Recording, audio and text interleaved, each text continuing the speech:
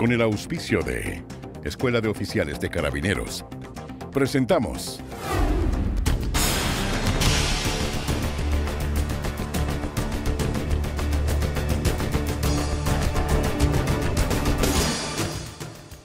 Arcatel Noticias. ¿Cómo están? Bienvenidos a esta entrevista, como cada domingo, acompañándoles a través de los 22 canales asociados a Arcatel, la red de canales de región de televisión abierta. Y hoy estamos con el diputado Felipe Kast, que nos acompaña. Muchas gracias, diputado, por aceptar nuestra invitación. Muchas gracias por la invitación. Bueno, vamos a conversar de varios temas que tienen que ver con las regiones, muchos que tienen que ver con la realidad país. Y comenzando por la contingencia, hablar de que el diputado Kast es miembro de la Comisión de Educación y en ese sentido me imagino tiene una voz respecto de la reforma educacional, de cómo se está llevando a cabo, de estos tres pilares en los que está sustentado en un inicio, del fin de la selección, el fin del copago. Y en ese sentido, comenzar por lo general, ¿cómo evalúa usted esta situación que se genera respecto a la discusión de esta reforma educacional en el Congreso? Bueno, agradecer la invitación. La verdad que en la reforma educacional primero hay que partir por el objetivo. El objetivo es compartido. Queremos tener una educación de excelencia para todos y no solamente los que tengan recursos puedan comprar, pagar su educación, sino que ojalá todos los chilenos tengamos una educación de calidad. Eso es compartido y creo que es bien importante valorar el hecho de que tengamos una reforma educacional importante. Dicho eso, el gran problema es que yo creo que aquí eligieron mal los instrumentos, porque están gastando los recursos, que son escasos, en comprar colegios. En el fondo estamos gastando el presupuesto, para que ustedes tengan una idea, 400 millones de dólares en comprarle la infraestructura a un colegio que ya existe. ¿Y esa plata dónde va? Al dueño de esa infraestructura. Entonces, claramente ahí hay plata que se está gastando en algo que va a tener cero impacto en la calidad de la educación. Segundo, se está en el fondo aumentando la subvención, pero bastante poco. De los 5.500, solamente 940 millones de dólares. Eso significa que muchos apoderados de clase media que estudian con sus hijos en un colegio particular subvencionado, en vez de que le suban los recursos para su hijo, lo van a obligar a que su hijo, si es que invertía al mes 140, 130 mil pesos, le van a decir, no, sabe que usted no va a poder cobrar copago, así que vamos a nivelar a 110 mil pesos. Esos son malos instrumentos. Por lo tanto, lo que todos hubiésemos querido es que el ministro de Educación hubiese partido, miren, ¿cómo hacemos para que los apoderados que se han ido escapando de los colegios municipales a los subvencionados vuelvan a creer en la educación pública? Ahí habríamos logrado integración, nivelar para arriba, en vez de esta cosa que dijo el ministro bien desafortunado cuando dijo vamos a quitarle los patines a los que están en los colegios subvencionados. Eso es una mala idea. Creemos que aquí la disposición nuestra, por lo menos, para que tengamos una buena reforma educacional está, pero los instrumentos que nos han presentado hasta el momento son bastante poco auspiciosos. ¿Hay un problema de orden de prioridades, según usted? Yo no sé por qué se obsesionó. Yo me imagino que es porque las Camilas Vallejo y los Giorgio Jackson están pidiéndole que haga eso. Pero la verdad es que eso no mejora la educación. De hecho, has tenido ministros de educación de todos los colores, Brunner, Mariana Elwin, Harald Beyer, de todos los colores, que dicen que esta reforma, el gran problema que tiene es que no va a afectar en nada la calidad. Entonces, en 3 años más no vamos a tener la posibilidad de tener una nueva reforma tributaria para volver a experimentar. ¿Por qué no hacer lo que todos dicen que hay que hacer? Que es mejorar la calidad de la educación pública, sacar el estatuto docente, todas esas rigideces que tiene actualmente la educación pública, que hacen que todos se quieran arrancar de ella. Pongamos los patines a la educación pública y no se la saquemos a la educación subvencionada. Pero ahora está presente esta agenda corta ya que han presentado, que busca efectivamente fortalecer la educación pública, quizás restar... Pero la agenda corta, los 20.000 millones de pesos, lo único que hace es plata para los alcaldes para que paguen las contribuciones que no han pagado. Entonces, por favor. O sea, más encima una señal nefasta. Esto es como pagarle al que se porta mal, al que no pagó las contribuciones de los profesores. Y lo único que hace es dejar tranquilitos a los alcaldes para que no se levanten. Imagínense usted, ya tenemos a los apoderados preocupados. Tenemos incluso a muchos estudiantes de izquierda en contra de la reforma, que se sumaran a los alcaldes. Yo creo que lo que hizo el gobierno aquí fue tirar una aspirina para que todos quedan tranquilitos, pero de mejoramiento en la calidad de la educación pública, lo que hizo el gobierno recién, no tiene mucho. ¿Cuál es su propuesta respecto de la docencia? El mejoramiento de la calidad de los profesores, que me imagino también tiene mucho que ver, según su propuesta, con el mejorar la calidad. Eso es clave. Aquí, mire, las dos cosas que eran fundamentales eran mejorar la educación pública, invertir muchos recursos en la educación escolar, cosa que invertimos un poquitito, estamos invirtiendo hoy día, según lo que conocemos, menos del 20%. menos del 20%. Y los profesores, y ahí los profesores son claves porque lo que tú tienes que hacer es lo mismo que hacen en Finlandia. Aquí lo que hacen en Finlandia le dicen, mire, aquí nadie puede ser profesor si no está en el 20% de mejores puntajes en la PSU. Es el derecho a la excelencia de un profesor. Entonces tú pones un tapón a la entrada, dices, no, compadre, aquí no cualquiera se puede ser profesor. Así como yo creo que tampoco puede tener un colegio. Deberíamos cerrar los colegios malos, potenciar los buenos, pero no cualquiera puede ser profesor. Y subir los salarios. O sea, aquí tenemos que tener el sueldo de los profesores similares a los que tienen hoy día los médicos, y que tenemos que tener que los que estudian para ser profesores sean igual de buenos que los que eligen hoy día estudiar medicina. A ver, pero en el gobierno de Sebastián Piñera se estableció una política de fomentar el ingreso de la mayor cantidad posible de alumnos a la carrera de pedagogía. Pero fue insuficiente, porque está tan desprestigiado y en el fondo está tan... los sueldos son bajos, que en el fondo, claro, se hizo una muy buena cosa, yo lo aplaudí. Ahí Piñera lo que hizo fue becar la beca vocación de profesor. A un puntaje de 600 a un puntaje de 600 para arriba gratis. Muy buena política, pero es insuficiente. O sea, aquí no podemos tolerar que alguien que no sea de excelencia sea profesor, porque si no, lo que estamos haciendo es condenar de por vida a todos los alumnos de ese profesor, y eso no significa, obviamente, no capacitar a los que están para que puedan... Nosotros ingresamos un proyecto de ley la semana pasada con varios parlamentarios, de hecho algunos de izquierda, de derecha, de todos lados, yo fui el autor, junto con Romelio Gutiérrez, que lo que hacía era decirle, mire, aquí nadie puede estudiar pedagogía si no está del 30% superior en la PSU o del 15% superior de su colegio. Cualquiera de las dos.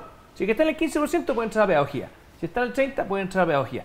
Y tiene que dar la prueba inicia, que una vez que estudió, le certifiquen que está capacitado para poder ser profesor. Volviendo al tema de los colegios subvencionados, del copago, el ministro Izaguirre ya ha abierto la puerta a establecer un plazo más amplio, unos 15 años incluso ha hablado, para que el copago pueda... Para no tener que nivelar para abajo. Para en definitiva, claro, incluir en la reforma a los colegios con copago. ¿Cómo evalúa usted esa medida en particular? Mira, es bueno lo que les quiero explicar. ¿Por qué alarga? Porque tal vez los que están en la casa no tienen ni idea. Lo que pasa es que la propuesta de la reforma como estaba obligaba a terminar con el copago, pero los aumentos de la subvención no llegaba al tope, por lo tanto habían 500.000 estudiantes que tenían que bajar los recursos invertidos en sus hijos. Eso era impresentable políticamente. Imagínate decirle a los chilenos, tener una reforma tributaria y usted va a tener que educar a su hijo con menos plata, no aguanta ni un análisis. Entonces lo que dice el ministro es que para que no se quede corto, alargue los plazos para que alcance a subir la subvención y que nunca alguien nivele para abajo. Yo le digo al ministro, pero es una solución parche. Si estamos haciendo una reforma tributaria de 8.200 millones de dólares, ¿por qué solamente 945 van a esto? ¿Por qué no subir los recursos? ¿Por qué no aumentar la subvención más rápido? Yo en vez de 10 años, ojalá esto pase en 5 años. Y que aumentemos los recursos firmes. Hoy día el que tiene lucas en su casa, el que tiene una buena pega, invierte 170 lucas por lo menos al mes en su hijo. Y el que no tiene recursos en Chile, ¿cuánto? 90. Esa es la gran desigualdad en Chile. Y lo que tenemos que hacer es que tanto los particulares subvencionados como los municipales, ojalá gasten 170.000 pesos, que es lo mismo que gastan los particulares pagados. Y la gran desigualdad aquí en Chile está entre los particulares pagados y el resto del mundo con subvención. Ahí es donde hay que acortar. Y por lo mismo, queremos pedirle al ministro que gaste no 945 en educación escolar, sino que ojalá 3.500. ¿Qué hacemos con el problema de los sostenedores? Que se ha hablado mucho de los sostenedores, justamente que no todos han dado el ancho respecto de la educación de calidad en sus colegios. Yo haría un plan de mejora y si no mejoran entre años, de ahí un plan de cierre con ellos, porque en el fondo la educación efectivamente tiene que estar a la altura.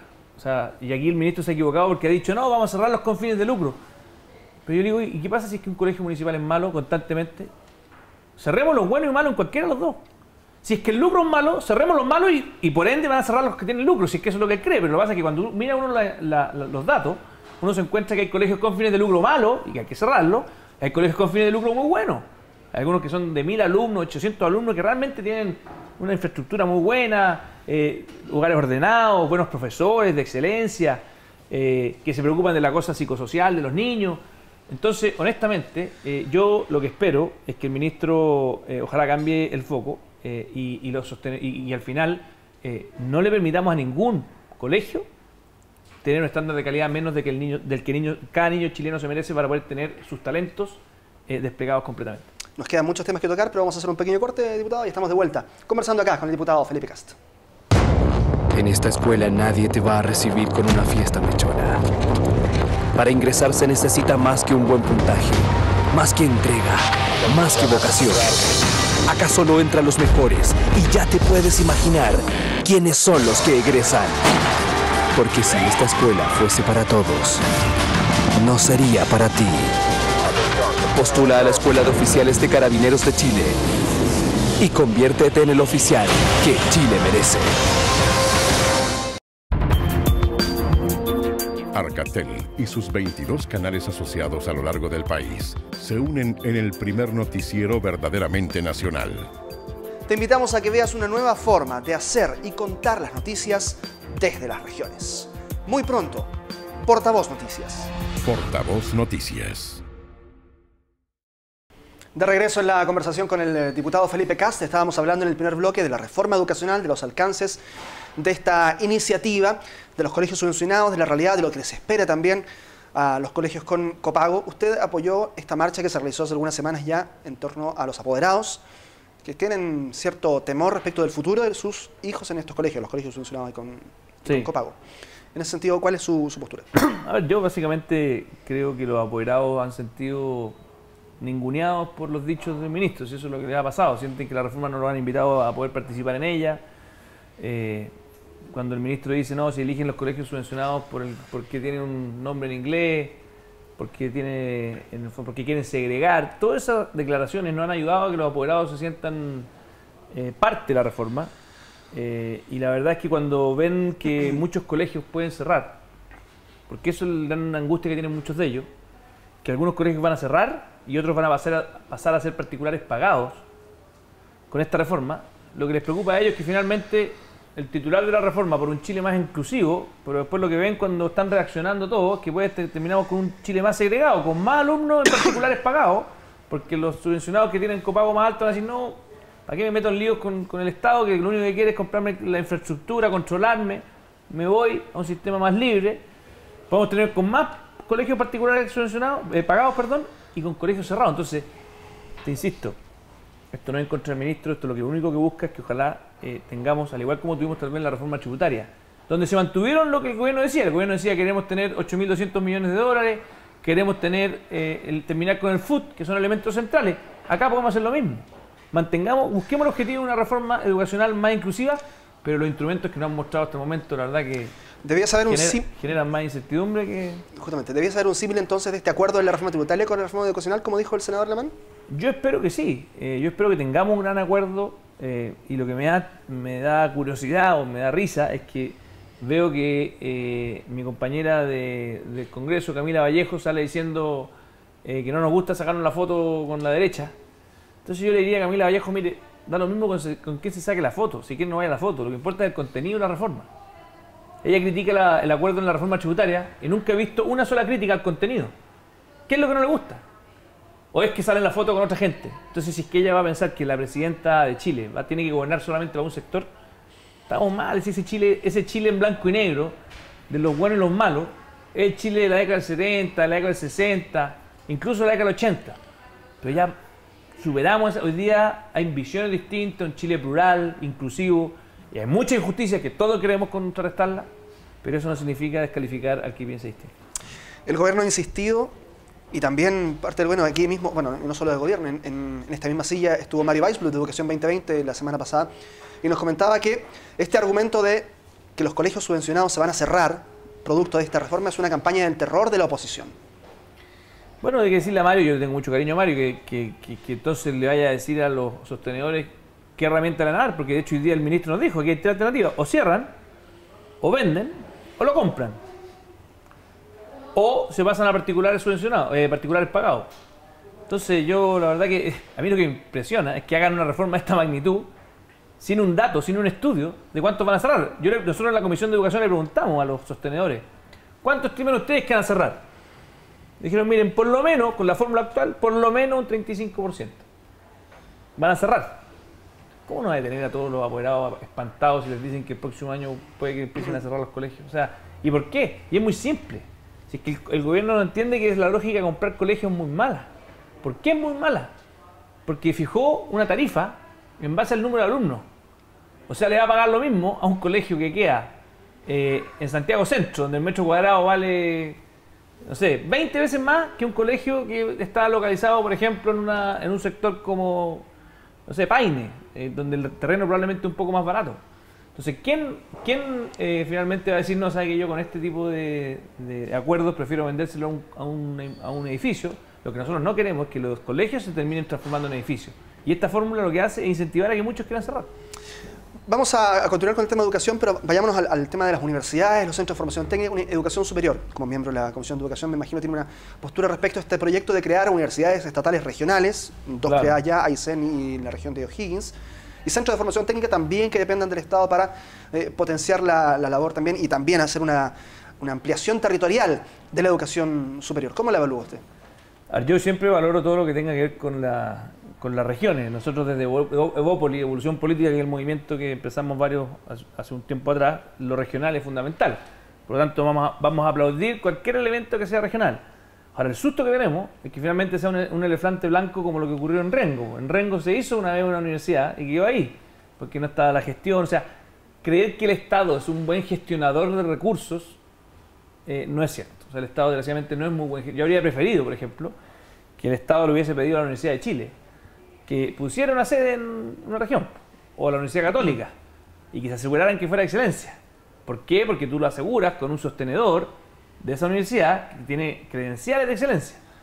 ¿Qué ganamos desde las regiones si es que finalmente ponen un edificio grande que no tiene calidad? Nada, pues entonces... Pero le restaría autonomía respecto de un trabajo que nuevamente se radicaría en Santiago, digamos, una universidad que está radicada en la... No, sí, yo creo que, oye, las universidades tienen, en todas partes del mundo son grupos que se asocian, si no tienen autonomía, tenéis que tener un jefe de la universidad de la región, de esa sede, con autonomía. Si quieres tú incluso le puedes dar recursos directos, si es que lo que falta son recursos, no hay problema, si lo que importa es que sea de calidad. Si es que tenemos finalmente una universidad de calidad en una región nueva, pero maravilloso. Ya, vamos a la reforma tributaria para hablar de una reforma a otra. Y dentro de eso se ha alcanzado este acuerdo con buena parte de la alianza también. Había un diálogo, esta fotografía de la que se ha hablado mucho justamente. Pero más allá de eso, la oposición, la alianza, en este caso especialmente la UDI, ha manifestado su satisfacción respecto de un acuerdo alcanzado en un proyecto que era de una forma y que ahora está precisamente alcanzando más tintes, otros matices respecto del acuerdo con especialmente la UDI. Dice, se emparejó la cancha en ese sentido porque el gobierno tenía la posibilidad de hacer una reforma sin incluso considerar el acuerdo con la oposición. ¿Está usted de acuerdo con esa satisfacción personal o de la UDI? Primero hay que aclarar una cosa, el gobierno no tenía posibilidad de sacar esta reforma sin los acuerdos, sin cambiarlo, no porque necesitara, o sea, porque necesitaba los votos también de la democracia cristiana. Y no estaba. O sea, habían senadores que claramente encontraban esta reforma muy mala. No solamente la democracia cristiana. Ex ministros de Hacienda también más cercanos al PPD, al PS, como Alfán, estaban en contra. A mí me contaron que el expresidente Lagos encontraba muy mala esta reforma. Esos son comentarios de pasillo, no puedo garantizarlo, pero había un clima de que la reforma era mala. Aquí se ha vendido un poquito el cuento de que esta reforma se cambió como para hacerle un guiño a la centro derecha. Eso es mentira. Eso aquí se cambió porque la reforma era muy mala. Y quedó mejor, pero, ojo, no nos quejemos después, cuando venga una caída en el empleo, cuando venga una caída en los salarios, el que hacer una reforma que sube los impuestos a las empresas desde un 20 a un 27% no es gratis. O sea, cualquiera que les venda esa historia no es así. Yo habría preferido, de verdad, que hubiésemos tenido un sistema. Chile hoy día tiene afortunadamente muy buenas arcas fiscales. Por lo tanto, tú puedes apostar a un crecimiento económico mayor, a tener una bajada del déficit estructural más lenta y aumentar la recaudación con el mismo objetivo de ir controlando en el tiempo, si es que efectivamente podemos financiar las reformas que queremos, que yo creo que sí se pueden. Y por lo tanto, yo estoy contento de que se haya logrado un acuerdo mejor. Esta reforma es mucho mejor que la que había antes. Pero, ojo, yo creo que cuando la derecha saca champaña y dice, no, logramos un acuerdo maravilloso, esta es una reforma que quedó bien enredada, con muchos recovecos, muy fácil también para los abogados tributaristas jugar con ella, y a mí no me deja del todo contento. Pero creo que es mucho mejor que la anterior, y eso es mérito de la política, de que fue capaz de mejorar, y de Arenas, que fue capaz de reconocer que su primer proyecto era muy mal. Ahora, el corazón de la reforma, ha dicho el gobierno, no se ha tocado. El FUT, la eliminación del FUT, sigue siendo eliminada con esta reforma tributaria. A ver, aquí se cambió una cosa que era bien fundamental. Es que en Chile, para que todos me entiendan en la casa, si tú tienes una empresa y tú agarrabas los recursos de utilidades y la reinvertías, en Chile, antes de la reforma, tú pagabas un 20. Si tú la llevabas para comprarte un Porsche, pagabas un 40. O sea, había un tremendo castigo para el empresario que se dedicaba a hacer lujo, para gastársela en sus cosas.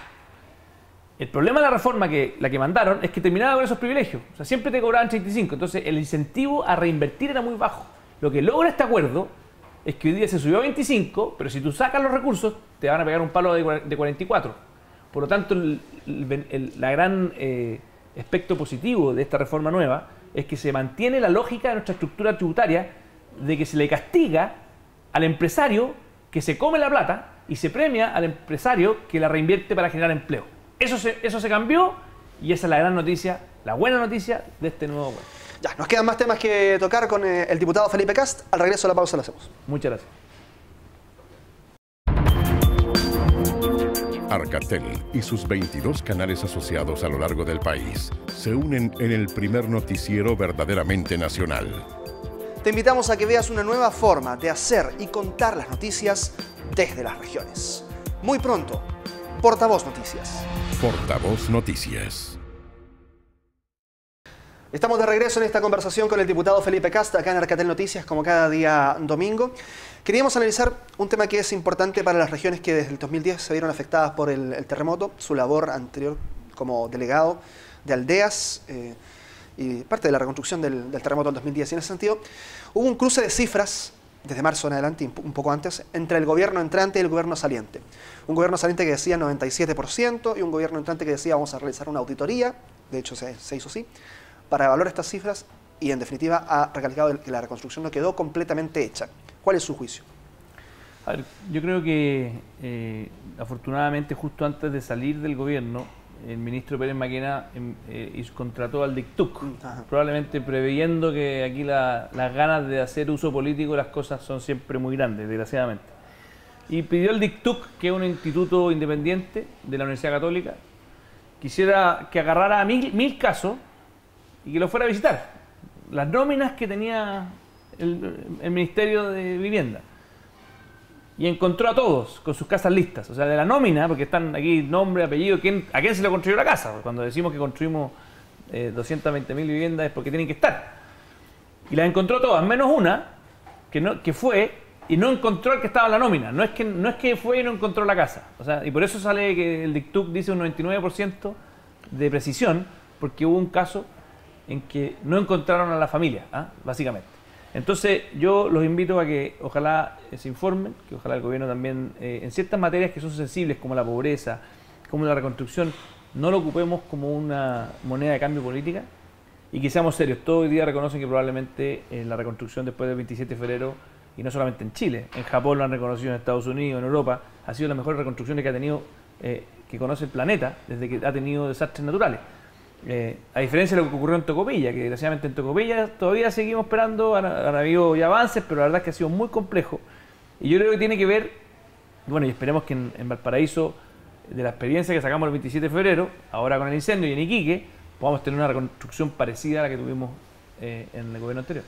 En ese sentido, es cierto que faltan campamentos por erradicar o hay damnificados que todavía siguen en el Biobío, incluso diciendo, hay testimonios hechos, sí, claro, de que siguen diciendo ellos, nos falta la reconstrucción aquí en nuestras casas. ¿Cuál es su visión respecto de esos testimonios? Te insisto, yo creo, a mí me tocó estar en el terreno, nosotros, por lo menos en todas las aldeas que teníamos, hace ya 2 años le ofrecimos a todos los que estaban en las aldeas que pudieran acceder a un subsidio de arriendo, cosa que ni siquiera tuvieran que esperar a que las casas estuvieran listas. Las casas en un 95% estaban listas cuando nosotros nos fuimos del gobierno, hay algunas que están todavía terminándose, que son proyectos más complejos, pero todos ellos debieran haber salido de su Mediagua hace ya 2 años porque le ofrecimos subsidio de arriendo y funcionó muy bien, la verdad que yo creo que es una cosa que inventamos en el terremoto, en ese momento, y que hizo que la angustia de tener que esperar a una Mediagua, y yo no entiendo por qué en Valparaíso todavía siguen personas, o en Iquique, que incluso, sobre todo en Iquique, hemos visto personas todavía en carpa. Entonces, es muy importante ocupar estos mecanismos que logramos desarrollar, entre ellos el subsidio de arriendo, con lo cual una familia se va tranquilamente a una casa cómoda hasta que termine de construir su vivienda definitiva. Diputado, usted es miembro de la Comisión de Derechos Humanos y Pueblos Originarios. Sí. Y en ese sentido, ¿cómo evalúa usted lo que se está haciendo en torno a la Araucanía, el conflicto mapuche, la labor del intendente Huinchumilla? A ver, a mí lo que me pasa es que cada vez que empiezan los gobiernos quieren inventar la rueda. Entonces yo creo que la soberbia es un mal compañero.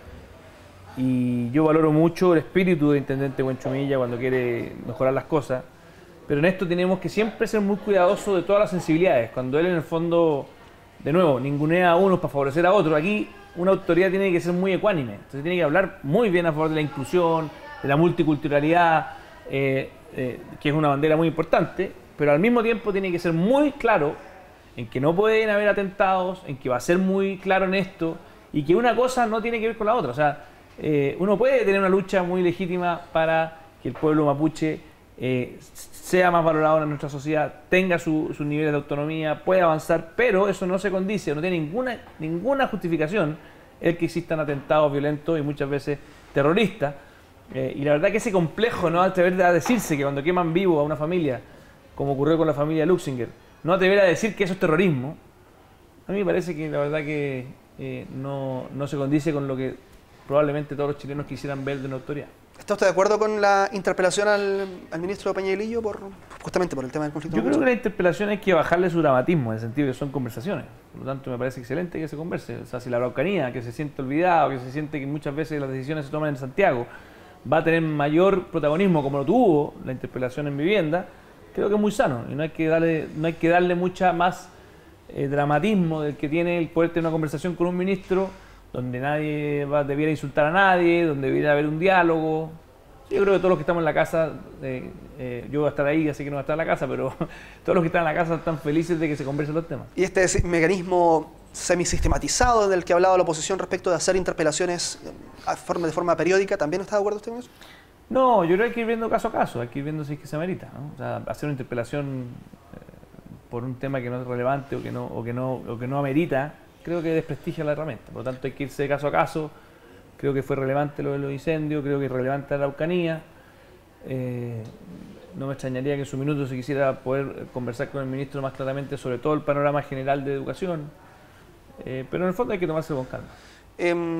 Y volviendo al tema del conflicto mapuche, el problema en la Araucanía, la restitución de tierras de la que ha hablado el intendente Buenchumilla, ¿está de acuerdo usted con eso? Por supuesto, a mí me tocó ser ministro de Planificación y me tocó manejar el tema de indígena y el tema de comprar tierras. Lo que pasa es que aquí lo relevante son dos cosas. Primero, no generar más expectativas de lo que el país puede dar. Y yo creo que ahí se ha equivocado el ministro Buenchumilla cuando dice, no, vamos a restituir tierra. Claro. Genera expectativas que no, él mismo no va a poder cumplir. Entonces, al final, la política se va desprestigiando porque decimos cosas que después no se cumplen. Entonces, ¿qué es lo que hay que hacer ahí? Tener un catastro muy acabado de los derechos de merced. Porque hoy día nosotros lo que hicimos, cuando yo fui ministro y lo que siguió haciendo los otros ministros, los compromisos que había tomado Michelle Bachelet en su primer gobierno, nosotros tuvimos que cumplirlo. Había una lista de espera y tuvimos que decirle a todos los demás, espérense, si no cumplimos.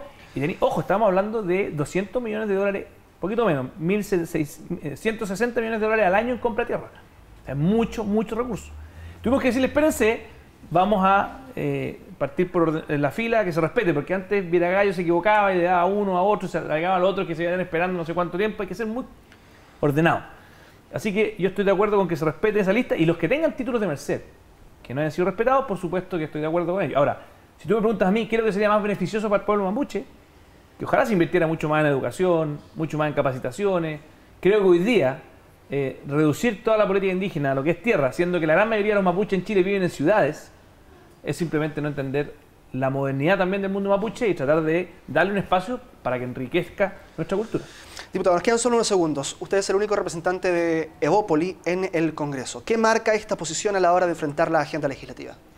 Yo creo que marca una lógica constructiva de un grupo de personas independientes y que lo que tenemos un gran sueño, que es hacer de Chile un país más justo, y eso significa regionalismo firme. O sea, para nosotros cualquier elemento que apoye a la autonomía de las regiones, que redistribuya el poder, es muy fuerte. Segundo, el tema de los niños. Nosotros somos obsesionados por los niños, por eso peleamos mucho para que los niños sean los que, esta reforma educacional sea la reforma de los niños y no la reforma solamente de los que marchan.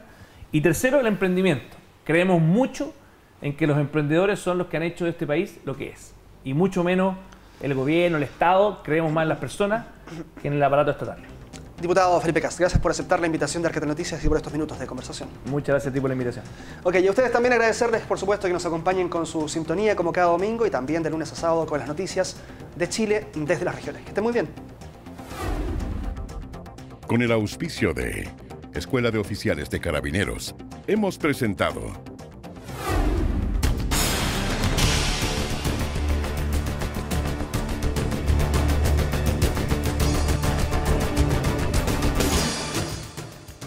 Arcatel Noticias.